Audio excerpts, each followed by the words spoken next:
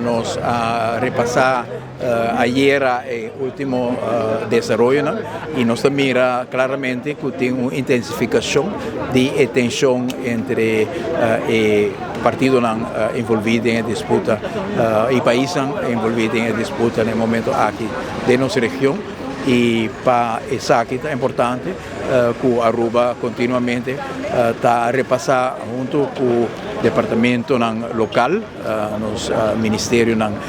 de Relaciones Exteriores, también organizaciones de defensa de la región, pero también con el Ministerio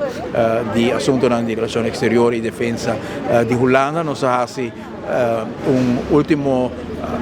sondeo a Mainta, de lo cual nos está mirando Ron y se pone que nos siente todo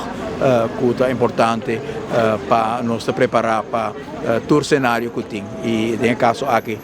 me quiero enfatizar que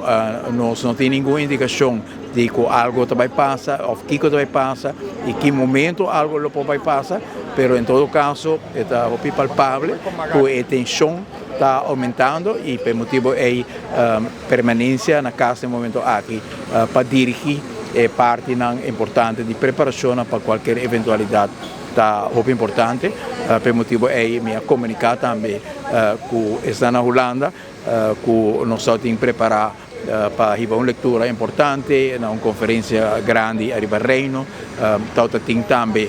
reunião preparativa que é a principal de informação do governo novo na Holanda. Tema importante para nós e também firmamento de acordo junto com o ministro Cecília e o ministro Wever de acordo com o Schiphol, pero mirando a situação, nós está a plaçar isso aqui em outro momento para nós poder atender aqui na casa, arriba o tema que parte nós começar de atenção e especialmente em posição de primeiro-ministro, botar a dirigir também